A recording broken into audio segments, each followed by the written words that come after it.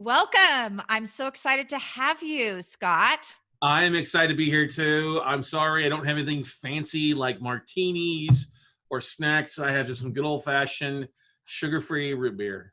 That's it? Sugar-free? Isn't the sugar-free like bad for you? No, it's better than the sugar, I guess. Who knows? But anybody. It's Okay. Monday night. I can't have any more coffee, otherwise I won't sleep tonight. So. Okay. So for those of you guys who don't know Scott, because Tracy is always here with me, Juliet Clark, the other host. Tracy's out of town. Scott is known, well, you probably couldn't know what he's known for because he doesn't have those big stickers back there that say the Note Closers Show podcast. Scott podcasts 5 days a week. What is that? What are you drinking now? My cold coffee from earlier, trying to wrap it up, but there's not a tattoo on my ass, but that's about the only thing that's not branded with my show when I'm on somebody else's. Well, thank you for that. Should we have you prove you don't have a tattoo on your ass? No, or Facebook has shut us down inappropriately.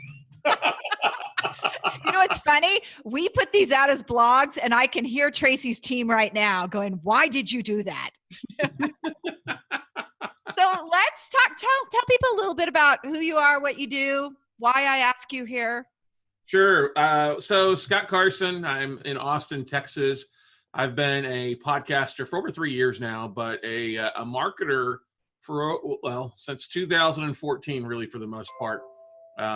Really enjoy the marketing side of the business, and I guess you could say my full-time kind of gig is I run a company called WeCloseNotes.com. My podcast is the Note Closer Show. We focus on buying and selling and educating other people out there how to buy and invest in distressed debt, distressed mortgages, or distressed notes.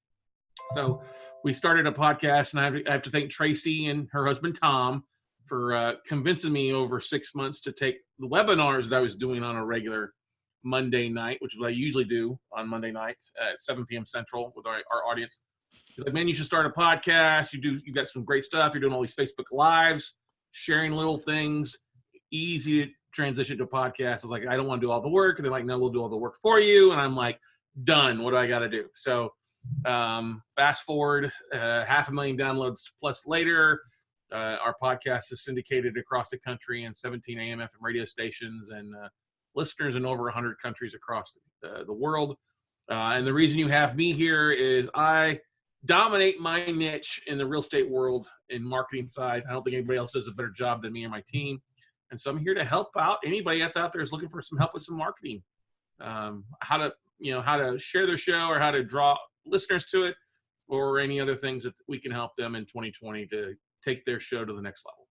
That is cool. Well, you made the plug for Monday night. You might as well tell us where we can find that Monday night show. If you text the word "night" to 72,000, that'll take you to a registration link for our Note Night in America webinar that we do. That's also a podcast out there. Okay, cool. So he just made you guys an offer there. Let's get into that conversation we were having before we got on here about Facebook changes we heard about.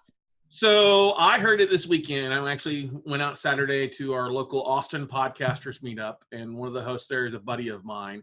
And he told me about how, we love Facebook. Everybody loves to be on Fakebook, as I like to call it. And there's always the thing about whether you're sharing a show and if the audience is true, the views, the clicks, and how it's different compared on Facebook to YouTube. Because on Facebook, if somebody's on your video for 3 seconds, they count it as a view. Whereas YouTube makes people want to watch a lot longer than that. Usually 30 seconds counts as a view. So the two is a big difference in true clicks and things like that. As far as people viewing.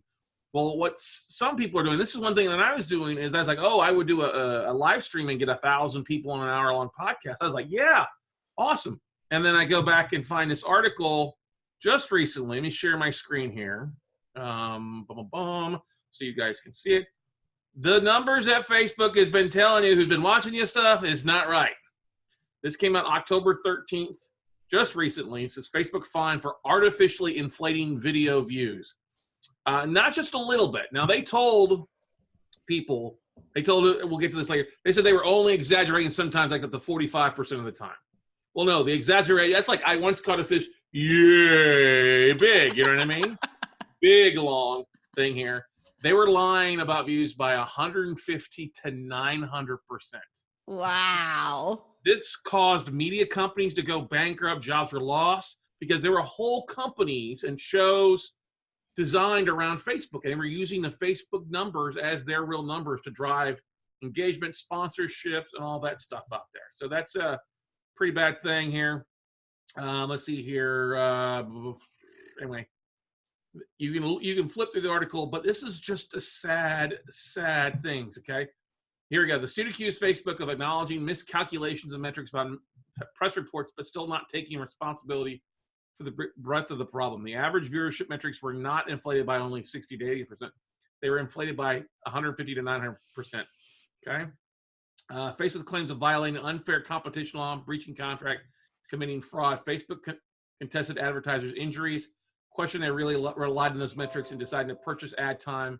In early rounds in the litigation, Facebook was successful in getting the judge to pair the claims through, though until a settlement was announced. Several of the claims, including fraud, were still live. Even after agreeing to pay $40 million for settlement, Facebook maintains the suit is without merit. That's crazy. So now you guys, you know where all of your fake advertising costs go when you put advertising dollars into Fakebook, and they send all those fake people who didn't really click from Nigeria or other countries out there that wouldn't be interested in what you're doing. Now you know why. They get fined, they lie, they fine. How do their stockholders make any money? Their shareholders. Well, it was only 1/10 of like 1 day of budget they set in it. So it's not really, didn't really affect them in a derogatory status. Yeah, it's only about 0.18% of their annual income. So it's just a drop in the bucket. So that's the thing. So here's the thing. I'm a big believer, no matter what field where we're all in the media base. This is why I've been a huge proponent that you have to take your show and share it across multiple platforms, okay? Not just Fakebook, but you've also got to share it to YouTube. You also got to share it to LinkedIn is a great place. You've also got to take the audio and share it multiple places. I'm always amazed that so many podcasters have like the field of dreams mentality. If you just record it, they will come. And that's not the case. You have to build it for them to come. So, right. So let me just tell you, that only worked for Kevin Costner because he's cute, because he had Hollywood money behind him, and that's it. Like, it doesn't work for the rest of us. You are really busting you're disillusioning my life right now. Oh, I love Kevin Costner. He's a great guy. I played second base in the minor leagues. Most people don't know that. So a lot of the things he did in there, in Tin Cup, one of my favorite movies, he actually hit a lot of those shots in the movie Tin Cup there. So let's not be bashing on old Costner. I'm not bashing on him. I'm just saying most of you can't walk through a cornfield and get what you want from Facebook. Well, but I think it's still a good channel. I think you need to be posting there. I think you just need to take it with a grain of salt, because it also comes in absorption ratio when they talk about this. We Podcast Mimic talked a lot about this too, that people only absorb your Facebook videos about 1% absorption, truly sitting through it, listening to it before they get the whole scroll thing. Okay. It's easier to scroll on Facebook than it is on YouTube. Now on YouTube, they say you get about 11 to 12% absorption ratio, where people that are coming to it, watching it, are actually sticking around for a while. And what's great is when you look at the demographics or the analytics of both those, you can see how long on average people stick around. Now, the thing about podcasting and having the audio side is that the absorption ratio is roughly around 86%, because once they plug you into the earballs or the eyeballs, they stick around till almost the end. That's the beauty of it. That's why they can hear a full story. They can hear a full article. If you are in the process of leading down the path to buy class or training, you really do have the time to, I don't want to say pitch them, but kind of sell them on what you're promoting. And a lot of times with Facebook, and I think even in YouTube, we get so inundated with ads a lot of times on the front end, or buy versus seeing what's going on. We don't have as much time to the very end. Very, very true. So how do people, I mean, obviously, Facebook is pretty easy. I'm going to call it Facebook now because I don't want them to shut us down because we keep bashing him. How do you use it on someplace like LinkedIn? Because LinkedIn, for the most part, there's very few people who are betaing LinkedIn Live. I agree. I'm still not on there. I'm not either. That are on. It's like a 6-month trial bait. Wait till you get there. But Here's the thing about LinkedIn. You can still share a lot of great stuff there on LinkedIn. I still like to share YouTube videos, even though they're not specific or native content that's like original to LinkedIn. I've got some friends that are doing short 10-minute teaser videos, like a preview. Hey, here's a quick preview of the episode. So they upload the video, the 10-minute video, directly to LinkedIn. It's the only place that is, and they have a link to the full episode, either the podcast or the YouTube video below it in the comments or in the description. A thing that I'm a fan of that we do a lot of is my staff will take our articles. Well, I won't say our articles. I should say Podetize's articles, transcription, full service, full disclosure. I'm a very happy Podetize client. So I am too. Exactly. Do a great job. Tracy's not here to have that money shot there. But anyway. That's right. You brought toys. Let's see the CNC. I did not have the CNC. Sorry. I did not make it back home. We have been dealing with a very sick kitty who's on death's doorstep the last couple of days. And so I was only in and out of the office briefly between vet visits. This show's over. No. Sorry. See you later. Bring it back there. But I do have a spin and spay for animal noises. Yes, Julie was so nice to bring me in Orlando. I have it. I've used it a couple times, so I just didn't make it to the office today. Okay, all right. So you were saying? No. I don't remember what I was saying. But Podetize, they'll take our article. I'm gonna take our episode, do a full transcription, and they go to my website weclosenotes.com and write a full blog. Well, what my staff does is we take the first 2, 3, 4 paragraphs of it. Mm-hmm. We take the artwork, the infographics that they create, and we go over to LinkedIn and we create a little custom blog or article with a nice image, a couple paragraphs of content to get people interested, and then a link where they can listen to the show or a link to the video. They can watch it on YouTube, whichever one they prefer. Because I have a little bit more seasoned audience, 35 to 65 is our listener. So not everybody's a podcast listener on there. So I want to give them a spot where if they don't understand what Spotify is or Apple Podcasts, they can click on YouTube and watch the same episode and listen to it as well too. Do they not read? Well, who is your audience that they don't read? No, they read, but we know a lot of people are lazy and would rather watch it. So they can go over to the website and read if they want to. It's right there for them too. Okay. So I do the same thing over on LinkedIn. I create an article every week, and I find that the articles get they get a higher ranking and more looks than the just posting it. But I do both over there. Here's what else I do with it that I would love to share if it's okay. I mean, it is my show. It's your show. You're away. It's my show. I'll cry if I want to. Hang on a second. Hang on. Just as long as you're not full of. Thank you. I also use a lot of those. If I have somebody that I've connected with that, is asking questions, or I've had a call with someone and I write a little thank you note over there, I'll drop one of those podcasts links in there for more information for them. Mm-hmm. So for me, that's a really good use for them. People, I don't know if they ever listen to them, but it makes me feel good.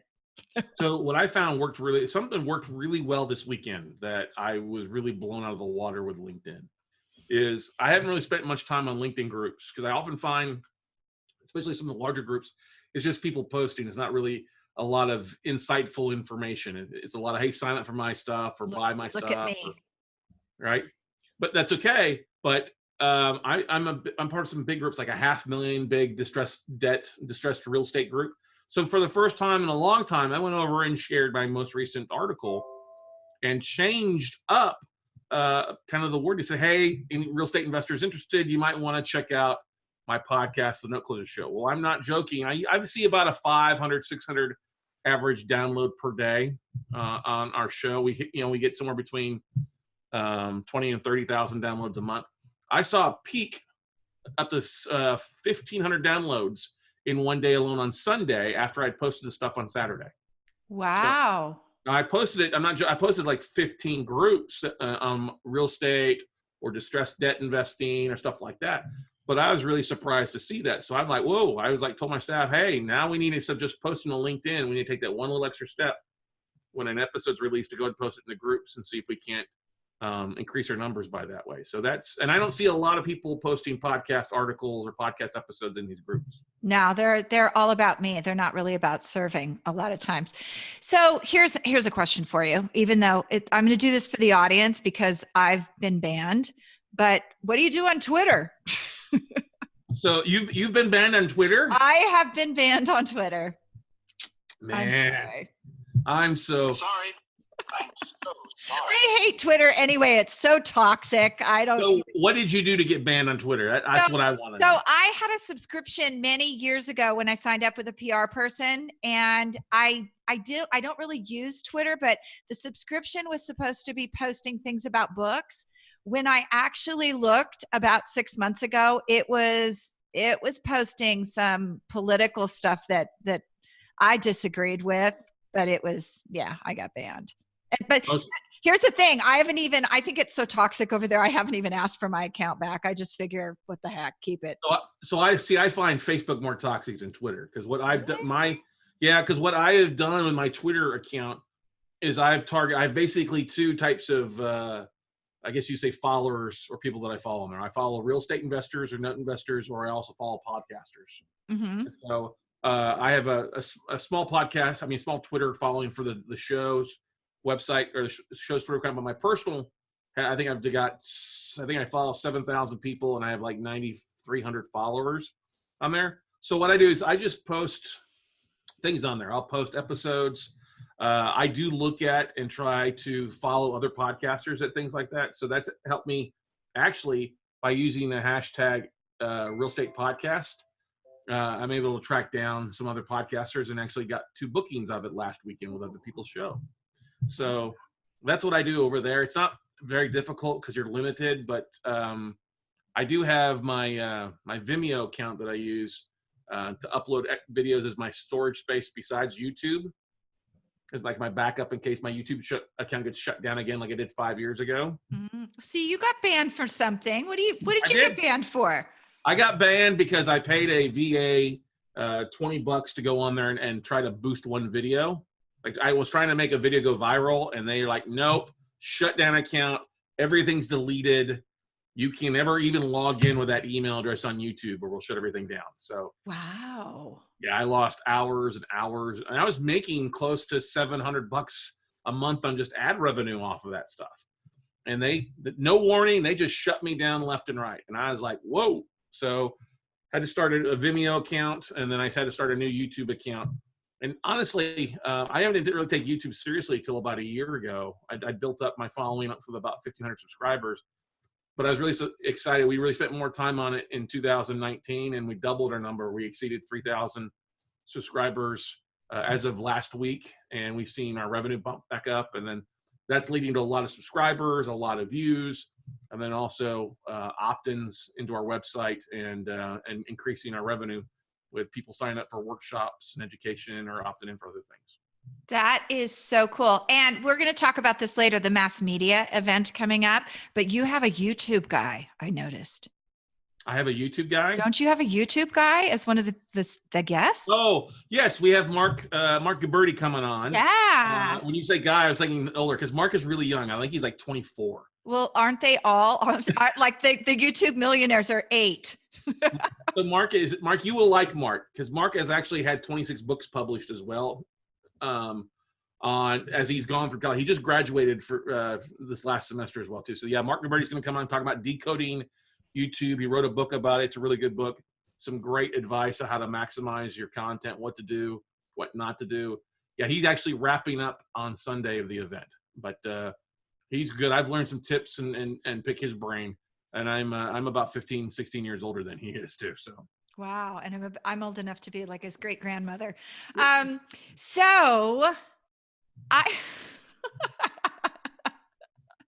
So here's a question I get all the time. And I noticed that Elizabeth Bachman is watching, who has already signed up for the mass media. She wants to do one of those quickies. Plug the quickie right now, really quick, before I ask you this question. You can plug the event or plug the plug the quickie, the Pecha. Okay. When you're saying quickie, you gotta be careful there. It has a different. Okay, so yeah, we're gonna get kicked off.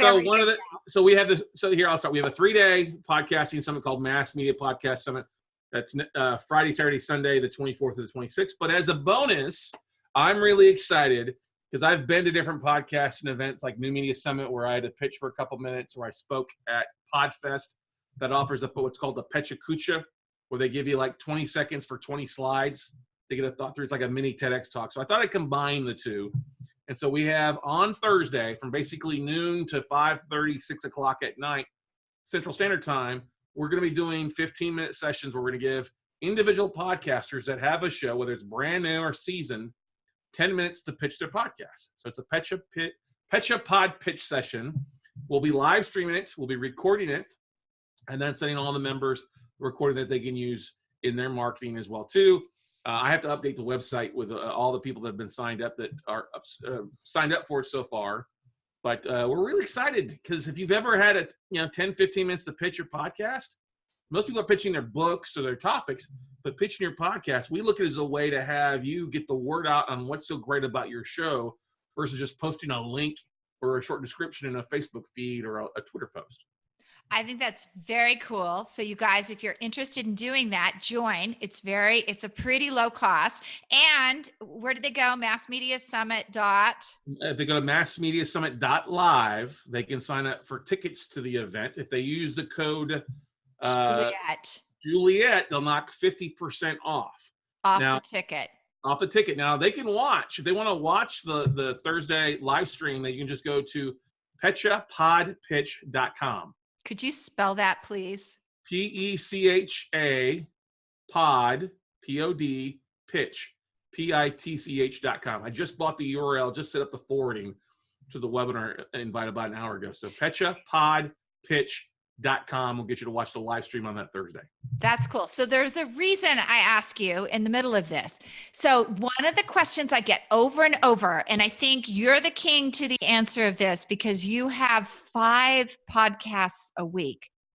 How the heck do you get good guests? So that's a really good question. I walk into my office usually every day and I do an episode for my podcast, and they can be anywhere from like 37 minutes to like an hour. I don't usually go above an hour because we are syndicated. So I like to try to make the shows be 50 minutes or less.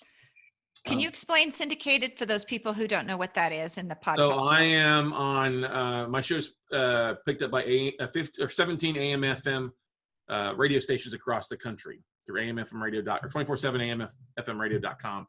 So I have an hour slot 6 days a week. So I use my 3 best episodes of the week to go on there, and they go live across the country at 9 a.m. Tuesday, Wednesday, Thursday, and those same 3 episodes replay Friday, Saturday, Sunday nights at 8 o'clock. And we see roughly we're getting close to 2 million hits to the radio station's website. These aren't Arbitron-rated radio stations, so it's hard to tell total audience, but we see 75 to 80,000 hits per hour per episode that of people listening to the station's website. So that's when we syndicated. Basically, we take the episode, the audio, I send it to the radio station, and they blast it out for me across these different channels from Tampa to Long Beach. So that's cool. And our guest next week is Jim Beach, who you know very well too, and he's going to talk about that more. He will talk about it more. He is a phenomenal guy, the founder of Pod 24, the main host of Startup School for Startups. School for Startups podcast and radio show. Just an amazing guy. One of the most interesting men in podcasting I've ever met. So he's the most interesting person I've ever met, period, I think. He's got some great stories. Steph and I spent some time with him a few months back in Tampa at a podcasting convention, and we were just cracking up the entire time. Such a great guy. So going back to it, I come in the morning. My first hour of every day I come in the office is always dedicated to marketing. That's what we focus on. And my show is usually 50% guests and 50% topics, something towards my audience. Now, I do dash in the occasional seasoning of entrepreneurship or an extra dash of business or a little bam of monetization or marketing to go along with people in my neck of the woods. This is you're having recipes. I saw last week's one with the chef and everything, so I was like, I got to add a little. She's so awesome. Is she cute? Great. But that's what I'm saying is I focus on the hour, and sometimes I'll just start. It may be 30 minutes. I try to shoot for at least 30 minutes for that. Now, what I do as far as guests, I'm very kind of stringent on my guests for the most part. They've either got to be in my industry, or like I said, they've got to have that aspect of business, entrepreneurship, mindset, or maybe something interesting that we can apply. You know, I don't just bring just pure real estate people on. I mean, I got like 4 pitches today. I'm like, you don't fit my show at all. You're not interesting at all. I can't have you on. Because they're boring. Yeah, a lot of them are, you know. Like this one lady, and what happens, I get pitched a lot of people that want to come on because they want to promote their book or their training classes. And I'm like, you want me to come on my show, all the hard work we've done for free to promote your stuff? I'm like, if I know you, I'm fine with that. But if I don't know you, I was like, well, hey, you can sponsor a show for $500 or $1,000. And they get all upset. I'm like, well, your class is $1,900. You mean you can't afford to get an audience and stuff like that? So there's a little tip to monetize your show. If people are going to pitch on your podcast episode, hey, give them a fee or charge them something for recording or your transcription. Your time is worth something. Your audience, you have to be very careful too, because your audience can turn on you if you're turning to a pitch fest. And you and I both know somebody who has an email that pitches something every freaking day, and I'm like, come on, man. Come on. I know that's the way you make your money, but work for a living. Yeah. Give me something of value that actually talks to my needs versus just yelling at me. Yeah, there you go. There you go. So those guests, how do you get them? Because mine's once a week, and I go out on LinkedIn and I connect with people, and it's hysterical because they'll be like, who are you? Why should I talk to you? Or I get pitched. This is even worse. I get pitched. I'm like, have you listened to my show? I don't care if you have a book. That's not what my show's about. Right. So there's 2 ways as far as guests coming on my podcast versus me going on somebody else's. 2 totally different facets. So let's first talk about guests, having guests come on my show. So I network at events. So I pay attention. Like if there's a conference going on in my niche, I go look and see who's the speakers on the conference. And a lot of times these conferences will give away their whole speaking lineup. Who's speaking here, who's speaking there. And so I'll reach out to them, whether it's an attorney or somebody in my niche. Hey, would you like to be a guest on my podcast? Okay. Mm-hmm. So any type of conferences, seminars, expos, that's the first thing I do. Now I have students because I teach this. So that's helped us adding, with different case studies that we go through. So if somebody's got an interesting deal, I'll ask my audience. I'll post it to my Facebook group for the Nut Close Show. Hey, who's got an interesting deal they'd like to talk about? Mm-hmm. Like last night, I posted a question. Hey, we're going to do some live Q&As. Who wants to jump on? And then we'll do like a live show with 3 or 4 people in an hour, where we're talking 15 minutes each with them. But that's it. I look at who's out there. I pay attention to some of the different groups I'm a part of. I look at what's going on in the industry, housing industry. Like I reached out to a self-directed IRA custodian yesterday to have them on my show later in the week. But I use Calendly, and I have 2 times in the morning and 2 times in the afternoon in my Calendly. So once I fill 2 spots in either the morning or 2 spots in the afternoon, I go ahead and block out the rest of the spots. So I'm not spending 4 hours. I'm only spend like 1 to 2 hours per day on the podcast. Okay. As far as getting me booked on other shows, on other podcasts, it's a whole I do the same thing. I go to events. If I see they have a real estate podcast, a real estate or entrepreneurship or marketing, those are kind of the 3 biggest things. And I throw business in there too, but big 3 things that we pride ourselves in and haven't been able to have, a conscious thought of rubbing 2 marbles together to provide something of value. So, and I'll tell you this, I made this a challenge. I wanted to be on 100 podcasts last year. For 2019, I ended up at 105, 106. Wow. You're an overachiever. Yeah. I value this. You got to realize that's 2 per week. I know. Okay. That's only really 2 per week. So that's what we focus. Now, some days I'm recording 3. Sometimes it's 2. I was on one earlier this morning. I count this as 1. So this is technically 2 for the day. But that's the thing. I just reach out to people, same thing. Hey, I think I might be a great guest for your podcast. Have you anybody speak on the niche of distressed note investing? Or we're doing something cool marketing wise, with this aspect. I might fit into what you're doing on that. Like somebody had me on the last week about virtual summits. and he posted something in Facebook groups, and that's a great place to find, is that like Podfest, Podcast Movement. There's some big podcasting Facebook groups that I'll go on there and just spend some time on, chilling at the house on my phone or waiting around for something. And I'll just look to see who's in there. Sometimes they'll run some threads, about, hey, what the kind of show they have. And I'll say, hey, are you looking for guests? I think I would be a great guest. But the big key is if I ever reach out to somebody, I put a link to a short 2-minute video. I call it my pitch video. Mm-hmm. And it may be a minute to 2 minutes. I have a couple of different ones, but I send that link along, so they, instead of just seeing the thing and clicking on my LinkedIn profile or whatever, they actually see my energy. They see me talking. They see that green's my favorite color, obviously. See me talking about what I'm sharing and see the energy that I bring. And then, of course, they go over our website, and we have a media page for just all the podcasts I've been on. So they see that I'm willing to share and promote their show as well. That is so cool. So let's plug. This is usually about a half hour. You and I could go on for hours. Go longer. We go an hour. I don't care. Okay. All right. Don't you have your own show right on? No. I'm good tonight. We actually canceled. We're not doing one tonight because of the NCAA championship game. I'm going to go watch and see LSU and Clemson play tonight. Ah, okay. All right. So what do those people do with podcasts? Like, I love what you just said, but what if you don't like people? You don't like people. Yeah. That's a problem. Just asking. I'm asking for a friend. No. Asking for a friend. Well, so here's the thing. If you don't like people.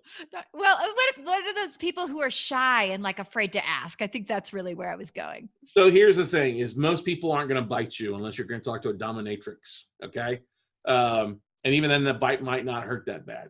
Or it might. It might. It could, whips and chains and things like that. But you can always get the heck out of there. I would just simply say, let's reach out to people. Just get in the habit of asking. I probably asked 500 different real estate podcasts and ended up on 100. Wow. What did they tell you why they said no? They were just like, oh, we're not taking guests this year. We're already pre-booked, or we had somebody on notes earlier on. So they had 3 listeners, so you didn't really believe them, right? Well, the way I look at it, if they only have 3 listeners, there's still 3 listeners I haven't talked to. Okay. So that's the thing. I'm not afraid to be on somebody's first couple episodes because we all have to start somewhere. You know what I mean? And because those are the ones that get played the most often. Exactly. As long as they stick to it. Yes. But if you're a podcaster, you're probably not thinking that because your first couple also tend to suck.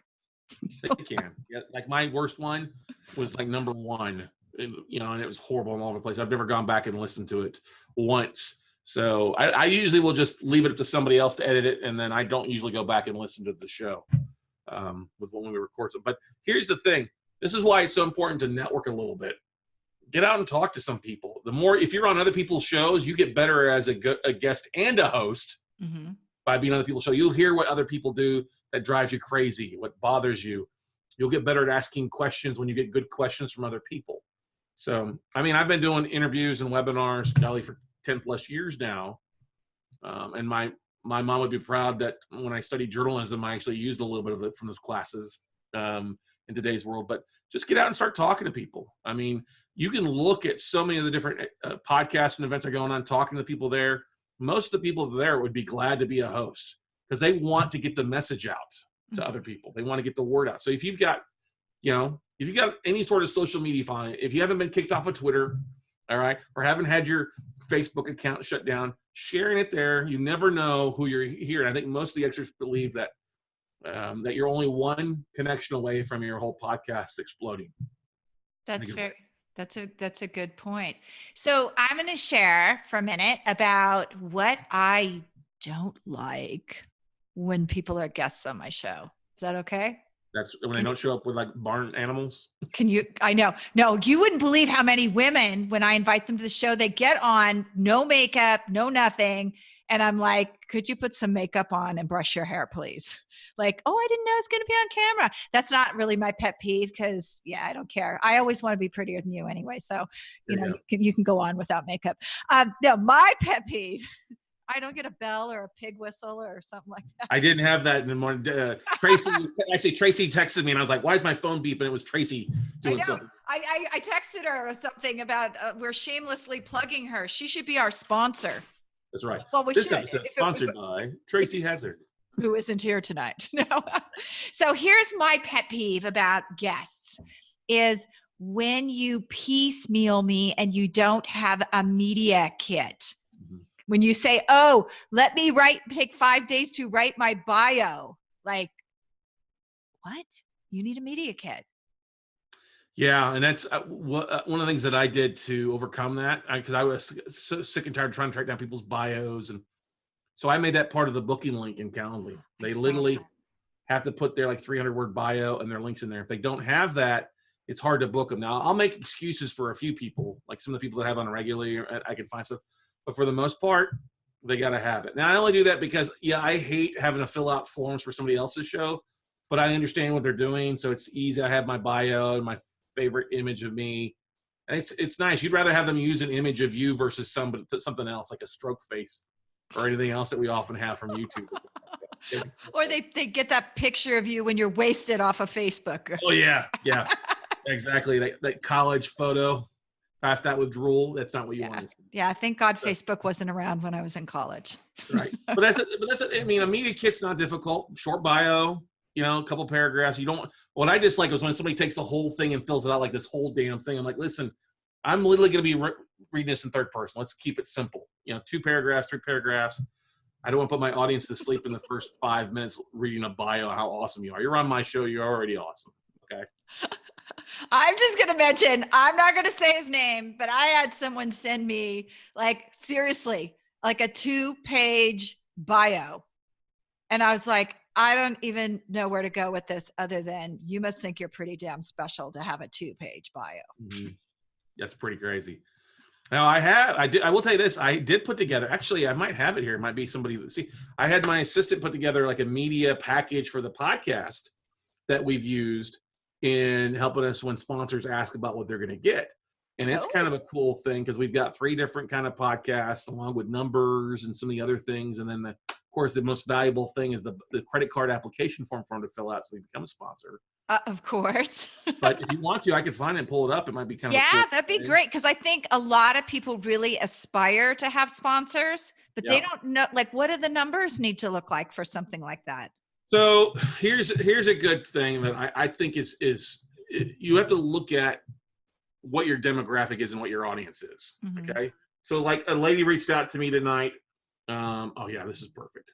I found it. By the way, all of our friends sponsor his show. No, they don't. There's no friends left to sponsor the rest of our shows. Yeah, there is. Hang on. There we go. So here's kind of the thing that I have put together. So I took our 3. So we have 3 major shows. Main one, the Note Close Show, Note Night in America, which is my Monday night thing. And then we do Note Camp, which is an online kind of educational summit that we do once a year, twice a year. Okay. But this wasn't too difficult. We just took our numbers of what our show was. And we put a map of there. So we have the radio stations on the front so people see it a little bit bigger audience versus just there. We talk about some stats, 25,000 plus listeners each month. Facebook Live. I might need to take that down off of there now based on what we talked about beforehand. We've exceeded 500,000 downloads. So I can go back and edit that across our platforms. That's crazy. Yeah. And then we get about 7,000 plus views across YouTube and Vimeo per month. I talk about some of the platforms we're on. We throw in here some other things like the email list of over 100,000 active investors and over 60,000 social media followers. 70,000 plus listeners across the radio stations. YouTube subscribers big, or Instagram. Then we throw some of the the links on there so people can see. And then we talk about what the benefits they would get for sponsoring our show. Welcome post across the different pages.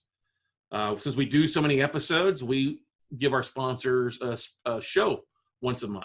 So they can come in, we can talk about what they're focused on because it's valuable. I don't bring sponsors on that don't have a direct correlation of adding value to my listeners. That's a big thing.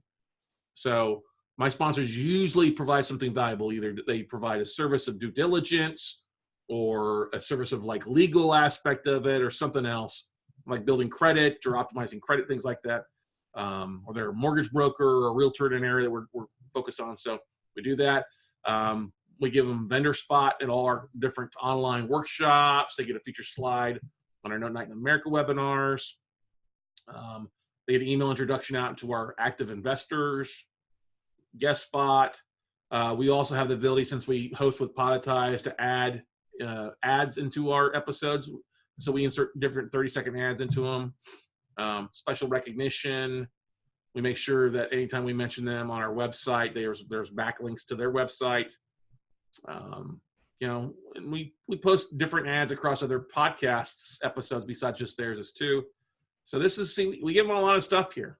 Mm-hmm. You do. And then, of course, the back end here of where they can do it. And if they want to sign up for 2 spots, they can. If they want to do a day or longer, they can do that. One of the things that we have done in the past as well. Well, is there any questions about this before I go on? Anybody that's watching? No? Okay. Yeah, I don't see anybody typing in the chat. So one of the things that we did is I didn't want to go originally with the whole CPM model, cost per 1,000 downloads, like, $18 CPM or 25 per CPM. Because we do different. We're not just on the radio. We're a YouTube. We're a podcast. It's a different thing. Mm-hmm. So when we got to 10,000 downloads in our month, I think we're in month. We did 55,000 downloads in our first year, and so it was only like 8 months. So when we got to the 10,000 downloads in a month, that's when we started reaching out to advertisers. And I reached out to my vendor, said, "Okay, hey, we're at 10,000 downloads. As we're seeing, start you off at $1,000. When they come back the second year, we bumped them up to $1,500 a month." Okay. Well, this year when things are doing, we're going to do a different floating model. We've done this in the past with a couple, and they've liked it for a while.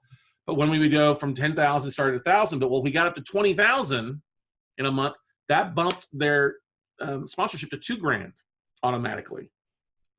Okay. Well, and that stayed at $2,000 until we went to $30,000 in downloads. And they got bumped up to $3,000 a month. And all right. Did any of them drop out, or like they were seeing the value of it? They saw that we saw the value. Like our vendors, we're like their number one referral for new accounts every year, new clients every year. Okay.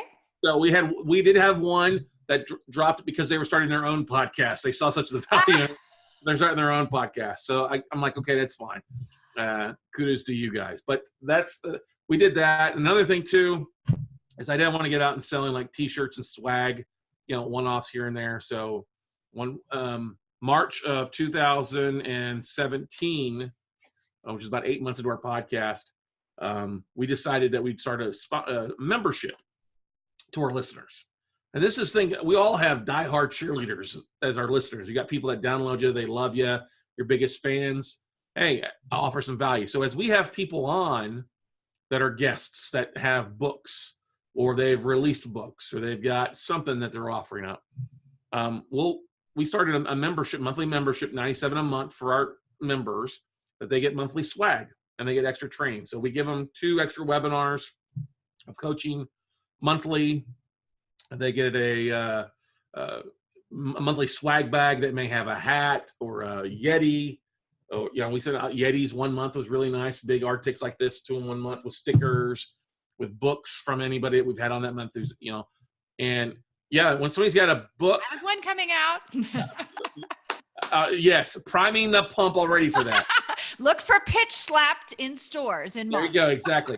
So like, Merrill, Credit Sense is a sponsor. He's sending us over a bunch of books so that we can immediately send those out in swag bag. And what we do in our swag bags, we include a little, square spot for people to post things. So people will literally take their swag bags, the books, the stickers, and make little nice images and share it across social media for us as well. Oh, that's cool. Oh, I'm in. By the way, Merrill's book is called Are You Effable? Effable, and it's fantastic. Great book, yeah. Yeah. And but that's the thing. People love the books. They love the swag. It gives them a little opportunity to be fans.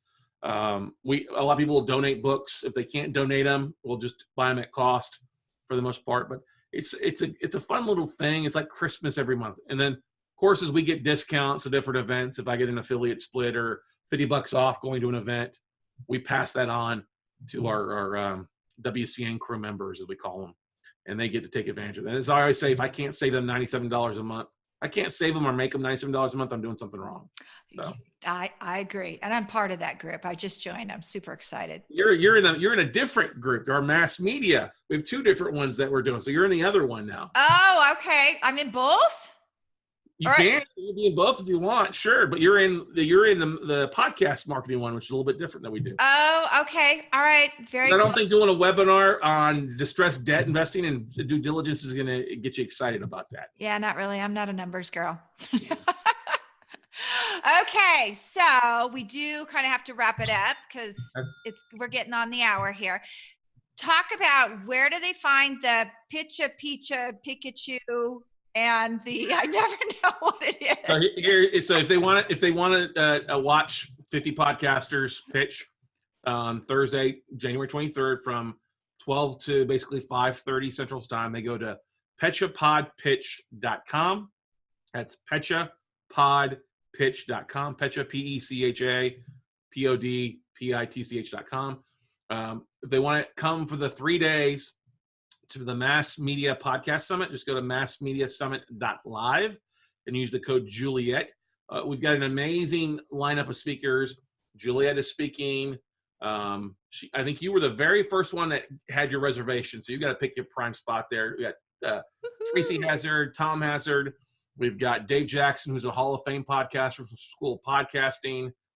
We talked Mark Gabberty on YouTube. We've got Molly Mahoney, who is a Facebook ads and chatbot specialist. I'm really excited about that.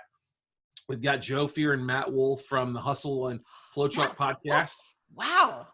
Who are going to be talking about how they've monetized their lists with different affiliates and sponsorships and grow their audience. We've got a lot of people. We've got Jim Beach coming on talking about Pod 24. We've got yours truly talking about how we leverage LinkedIn. We've also got JJ Fazanes, who has 7 podcasts, talking about how to pivot your podcast, because she started one podcast 7 days and it turned into 7 different shows. So we're excited about that. We've got DJ Doug Sandler coming on, some of the things about launching your podcast, how to systemize it. We've got, if you need help with branding, we got the brand doctor, Henry Kaminsky Jr., my buddy out of New Jersey, who's a phenomenal branding expert. If you're looking for media, we've got a multiple, 17-time Emmy award-winning journalist and host, news anchor, my friend Christine Haas, who's going to be coming on, who runs a media company. We'll show you how to get more exposure, working with reporters and newscasts and stuff like that. She's got a whole new thing that I'm really excited about. If you're looking for systems and funnels, we got Kim Sutton from the Positive Productivity podcast coming on and share that. Just an amazing lineup of experts. Matt Browning, who is he's a phenomenal entrepreneur and speaker using NLP. He'll be talking as well. Just a great line. Oh, Melinda Whitsock, who's a top 8 podcaster out there in business with the Wings of Business podcast. She'll be talking about how they're launching a new gamification platform to help your engagement increase and your downloads skyrocket as well too. So wow. So think about it, you guys. I know you got a ton of value from Scott today. That's why I asked him to co-host with me. Just think how much more you're going to get from not only him, but all those people. And is there a fee to pitch? We didn't talk about that. There's no fee to, as long as you sign up for a ticket to the Mass Media Summit, you get a 10-minute spot as long as you're in the first 50 that sign up, or the first 50 that RSVP. So spots are going quickly for that. I mean, we've already exceeded 100 people that have signed up. Not everybody has a podcast, so there's some spots still available for that. Mm-hmm. So if you sign up for a ticket, you'll get a link from me to pick your time slot. So if you're working on Thursday, you can pick your time slot in the afternoon around it. But that's included. That's included with it, as long as you're a ticket holder, whether you bought a general admission ticket or you're getting a backstage pass ticket. Yeah. And think about that. What he just said is important if you're even thinking about doing this, because the number one thing that happens is y'all start and then you quit after about 10 episodes. And then we go in and we buy your shows and we steal your followers, probably about 4 followers. That's a whole different topic. A whole different topic we could talk about. Yes. So. But for those that can't make all 3 days, it's recorded. So don't worry about it. If you can't make it, the recordings are included, and you'll be able to download those.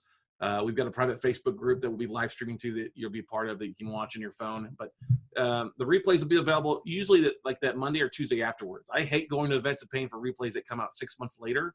Right. We pride ourselves. We'll have the replays available a couple days after the event. Very cool. Very cool. Scott, thank you. I appreciate you. I appreciate you taking the time to do this. It's an honor. Thank you so much for having me. Next week, we have the fabulous Jim Beach, who's going to be talking about radio syndication. He wants to do for radio what Amazon did for bestsellers. And some of you will know exactly what I'm talking about. So find out about radio syndication. And you just heard from Scott how much it boosts your numbers to get those sponsors. So it might be something that some of you might want to explore. So thank you. I appreciate y'all for showing up. Tracy, I know you're listening. We missed you. No, all right. We had fun without her. We did. It's no longer the Juliet and Tracy show. It's the Juliet and Scott show. All right. Thank you. Bye-bye, guys.